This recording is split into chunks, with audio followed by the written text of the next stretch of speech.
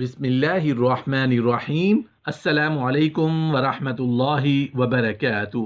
نحمدہ ونصلی علی رسولہ الکریم، اما بعد۔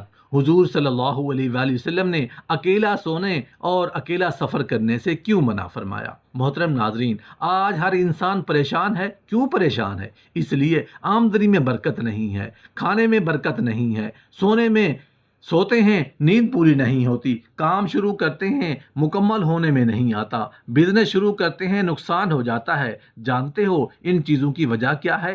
وجہ سب کی صرف ایک ہی ہے، وہ ہے اتفاق کا نہ ہونا۔ گھر میں ایک ہی ماں اور باپ کی اولاد میں اتفاق نہیں ہے۔ ہر بچے کا روم الگ، کھانا الگ، پینا الگ، گاڑی الگ، سب کچھ الگ ہے، تو پھر برکتیں اور خوشیاں کہاں سے نصیب ہو سکتی ہیں؟ جب ہم قرآن و سنت کے مطابق زندگی گزارتے ہیں تو ہمارا اٹھنا بیٹھنا، کھانا پینا سب عبادت میں لکھا جاتا ہے۔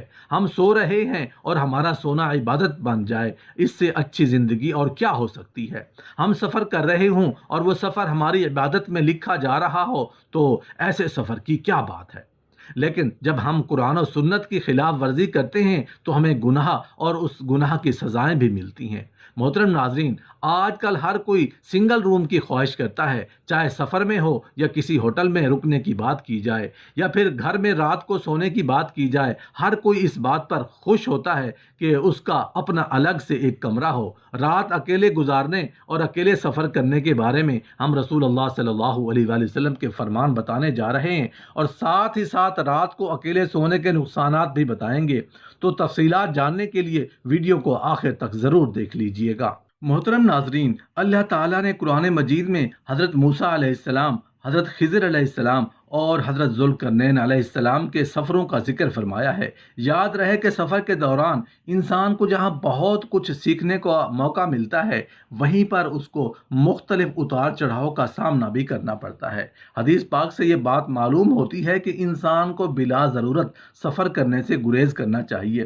بخاری میں حضرت ابو ہریرہ رضی اللہ عنہ سے روایت ہے کہ نبی کریم صلی اللہ علیہ وآلہ وسلم نے فرمایا، سفر عذاب کا ایک ٹکڑا ہے، آدمی کو کھانے پینے، سونے، ہر چیز سے روک دیتا ہے، اس لیے جب کوئی اپنی ضرورت پوری کر چکے تو فوراً گھر واپس آ جائے۔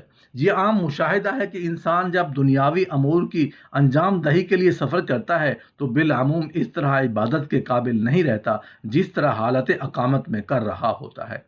لیکن رسول اللہ صلی اللہ علیہ وآلہ وسلم نے مسافر کو یہ بشارت سنائی ہے، اس کو اقامت کے دوران کی جانے والی عبادت کا ثواب سفر میں بھی ملتا رہتا ہے۔ جیسا کہ صحیح بخاری میں ابو موسیٰ رضی اللہ عنہ سے روایت ہے، وہ کہا کرتے تھے کہ رسول اللہ صلی اللہ علیہ وآلہ وسلم نے فرمایا کہ جب بندہ بیمار ہوتا ہے یا سفر کرتا ہے تو اس کے لیے ان تمام عبادات کا ثواب لکھ دیا جاتا ہے جو اقامت کی صحت کے وقت یہ کیا کرتا تھا۔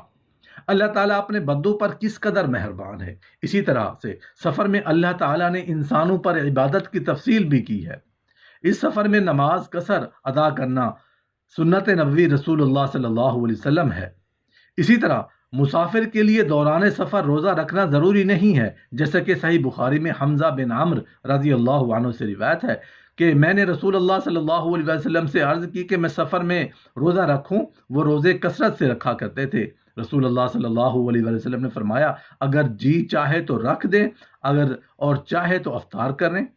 یہ تو چند احکامات جو سفر کے بارے میں احادیث میں بیان ہوئے ہیں۔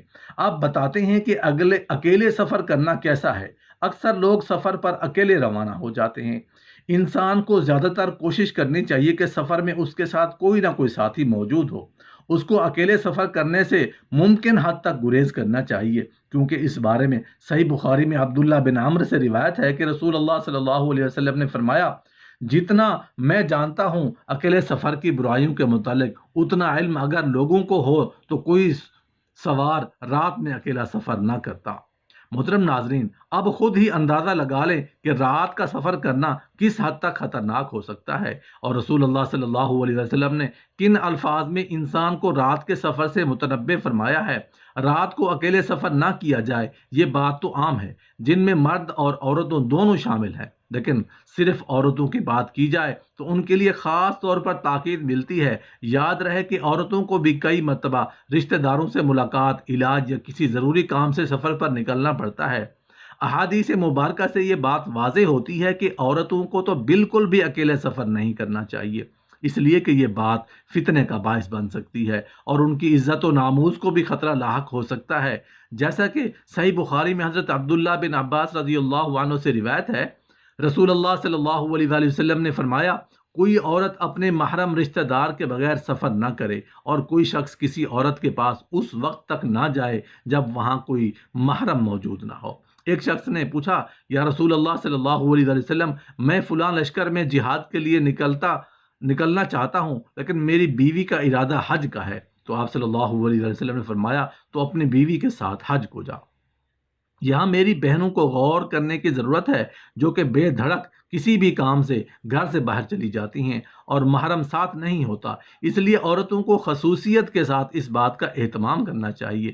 رات کی بات تو بہت دور ہے، عورتوں کو دن میں بھی محرم کے بغیر اکیلے سفر کرنے کی اجازت نہیں ہے۔ اب آپ کو اکیلے رات بسر کرنے کے بارے میں بتاتے ہیں۔ اس حوالے سے عبداللہ بن عمرو سے روایت کرتے ہیں، رسول اللہ صلی اللہ علیہ وسلم نے تنہا رہنے سے منع فرمایا، یعنی نہ تو آدمی رات تنہا بسر کرے اور نہ تنہا سوئے اور نہ تنہا سفر کرے۔ اس حدیث میں رات اکیلے گزارنے کی واضح ممانعت فرمائی گئی ہے، لیکن اس کے باوجود ہم میں سے اکثر لوگ، خاص طور پر نوجوان، اس بات پر اصرار کرتے ہیں کہ ان کا اپنا کمرہ ہو جہاں وہ اکیلے ہوں اور انہیں دن رات کی تنہائی میسر ہو۔ اہل علم نے رات اکیلے گزارنے کی ممانعت کی بہت سی حکمتیں بیان فرمائی ہیں، جن میں چند یہ ہیں: تنہا نہ رہا جائے تاکہ شیطانی وسوسے سے محفوظ رہا جا سکے، کیونکہ انسان زیادہ تر تنہائی میں شیطانی وسوسہ میں مبتلا ہو جاتا ہے۔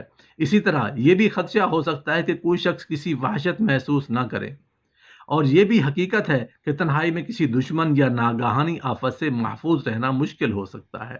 تنہائی میں کسی بھی اچانک مصیبت یا بیماری کی صورت میں کوئی نہ کوئی ہو تو پریشانی ہو سکتی ہے۔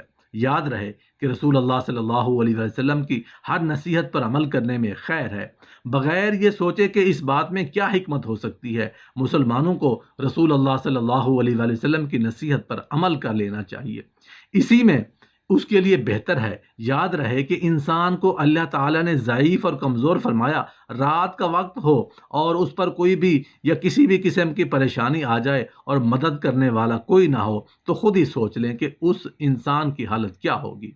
محترم ناظرین، سفر اور رات اکیلے بسر کرنے کے بارے میں تعلیمات نبوی صلی اللہ علیہ وسلم پر ہمیں مکمل عمل کرنا چاہیے، کیونکہ اسی میں ہم سب کے لیے خیر ہے۔ اللہ پاک سے دعا ہے کہ ہم سب کو ہدایت عطا فرما دے، اور ہدایت بھی ایسی ہو کہ ہمارا اٹھنا بیٹھنا کھانا پینا قرآن و سنت کے احکام کے مطابق ہو، تاکہ اللہ بھی راضی ہو اور اللہ کا حبیب بھی راضی ہو جائے، اور یہی رضا انشاءاللہ ہماری دنیا اور آخرت کی کامیابی کی کنجی بن جائے گی۔ آمین یا رب العالمین۔